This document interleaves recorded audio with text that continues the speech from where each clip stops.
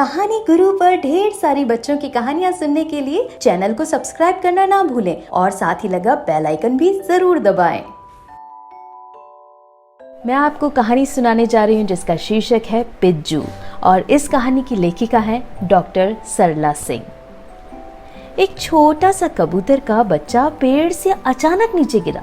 उसी समय बच्चों का एक झुंड भी उधर से गुजर रहा था। पहले तो बच्चे उत्सुकतावश उसके पास ठहरे, लेकिन उसकी घायल अवस्था देख धीरे धीरे सभी खिसकते गए। शायद उन्हें ये डर हो कि मम्मी की मार पड़ेगी, या सोच रहे हो कि ये भला उनके किस काम का। उसी में एक बच्चा जो उस कबूतर के बच्चे के पास बैठा था, उसने कबूतर के बच्चे को उठा लिया। शायद उसे अपनी माँ पर ज्यादा ही भरोसा था। कबूतर के बच्चे को लेकर वो घर आ गया। मम्मी देखो ना, पिज्जू को कितनी चोट आई है।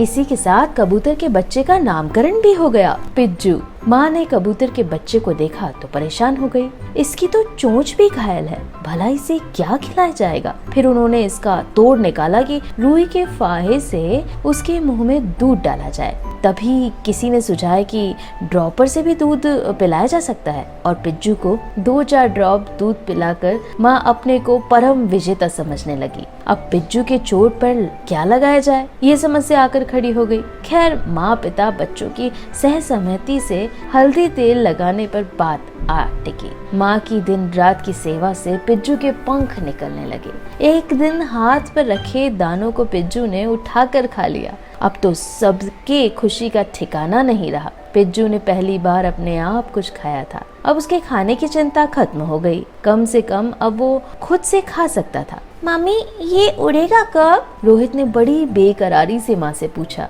उड़ेगा, जरूर उड़ेगा, सब्र तो करो, माँ ने कहा। अभी तो इसके पंख निकल रहे हैं, जब पूरी तरह पंख निकल आएंगे तब इसे उड़ना सिखाएंगे। माँ ने अपनी बात पूरी की। पिज्जू बिना पिंजरे के घर भर में इधर से उधर फुदकता रहता। हाँ, इतना ध्यान जरूर रखा जाता कि खिड़की दरवाजे की जाली ना खुली हो, बाथरूम का दरवाजा ना खुला हो। रात में उसे एक पिंजरे में रख दिया जाता। धीरे धीरे पिज्जू भी घर के लोगों से मानो हिलमिल सा गया था। वो किसी के हाथ पर बैठकर आराम से दाने चुगता और फिर फुदक कर दूसरे के हाथ पर बैठ जाता। धीरे धीरे पिज्जू के पंख पूरी तरह से निकल तो आए, किंतु उसे उड़ना नहीं आया। अब माँ ने उसे उड़ना सिखाने की तरकीब निकाली। बाहर जाकर पिज्जू को उड़ाना सिखाने की तरकीब, इसमें 2-3 लोग होने चाहिए ताकि पिज्जू को चोट ना आए, वो किसी जानवर के द्वारा घायल ना किया जा सके। अब तीनों माँ बेटे का त्रिगुण पिज्जू को उड़ना सिखाने लगा, और 4-5 दिन की कड़ी मशक्कत के बाद पिज्जू महाशय को उड़ना आ ही गया।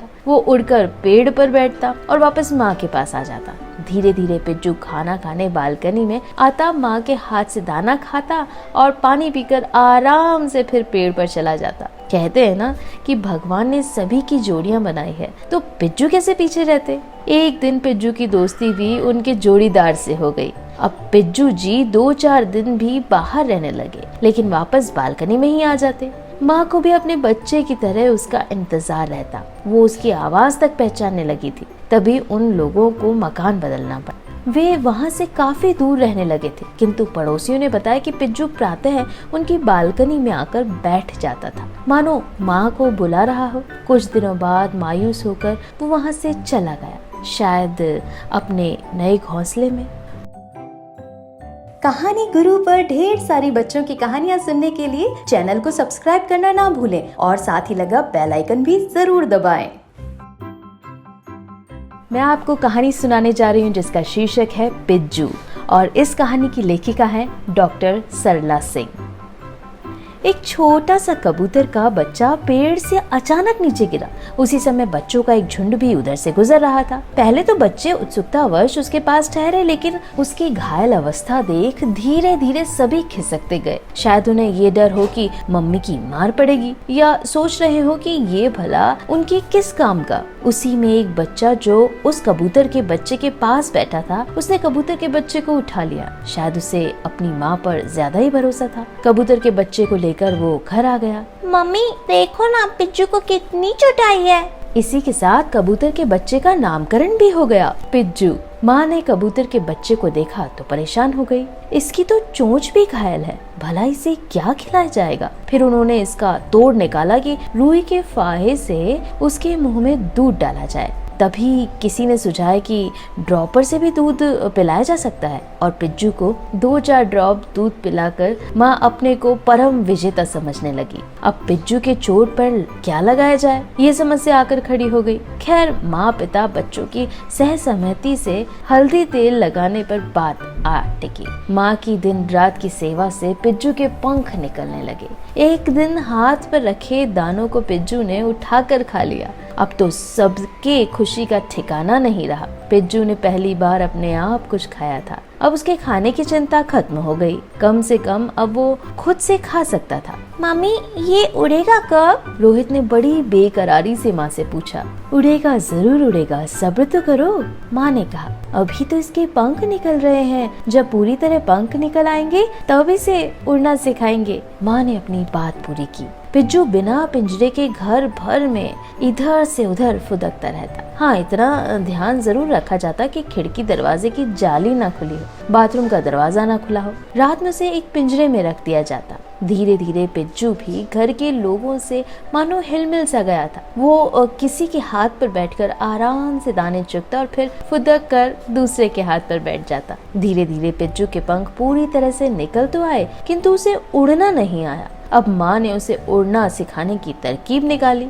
बाहर जाकर पिज्जू को उड़ाना सिखाने की तरकीब, इसमें 2-3 लोग होने चाहिए ताकि पिज्जू को चोट ना आए, वो किसी जानवर के द्वारा घायल ना किया जा सके। अब तीनों माँ बेटे का त्रिगुण पिज्जू को उड़ना सिखाने लगा और 4-5 दिन की कड़ी मशक्कत के बाद पिज्जू महाशय को उड़ना आ ही गया। वो उड़कर पेड़ पर बैठता और वापस माँ के पास आ जाता। धीरे धीरे पिज्जू खाना खाने बालकनी में आता, माँ के हाथ से दाना खाता और पानी पीकर आराम से फिर पेड़ पर चला जाता। कहते हैं ना कि भगवान ने सभी की जोड़ियां बनाई है, तो पिज्जू कैसे पीछे रहते। एक दिन पिज्जू की दोस्ती भी उनके जोड़ीदार से हो गई। अब पिज्जू जी 2-4 दिन भी बाहर रहने लगे, लेकिन वापस बालकनी में ही आ जाते।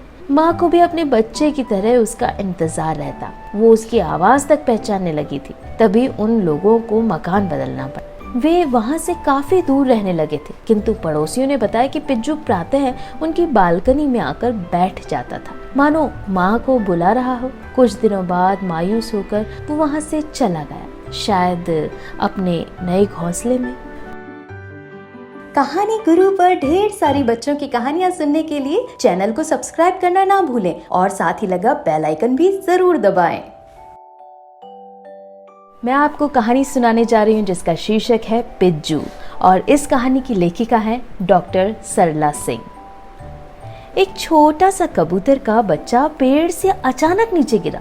उसी समय बच्चों का एक झुंड भी उधर से गुजर रहा था। पहले तो बच्चे उत्सुकतावश उसके पास ठहरे, लेकिन उसकी घायल अवस्था देख धीरे धीरे सभी खिसकते गए। शायद उन्हें ये डर हो कि मम्मी की मार पड़ेगी, या सोच रहे हो कि ये भला उनके किस काम का। उसी में एक बच्चा जो उस कबूतर के बच्चे के पास बैठा था, उसने कबूतर के बच्चे को उठा लिया। शायद उसे अपनी माँ पर ज्यादा ही भरोसा था। कबूतर के बच्चे को लेकर वो घर आ गया। मम्मी देखो ना, पिज्जू को कितनी चोट आई है।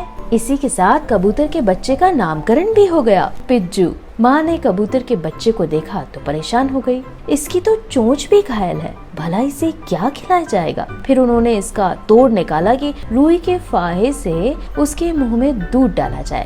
तभी किसी ने सुझाया कि ड्रॉपर से भी दूध पिलाया जा सकता है और पिज्जू को 2-4 ड्रॉप दूध पिलाकर माँ अपने को परम विजेता समझने लगी। अब पिज्जू के चोट पर क्या लगाया जाए, ये समस्या आकर खड़ी हो गई। खैर माँ पिता बच्चों की सहसहमति से हल्दी तेल लगाने पर बात आ टिकी। माँ की दिन रात की सेवा से पिज्जू के पंख निकलने लगे।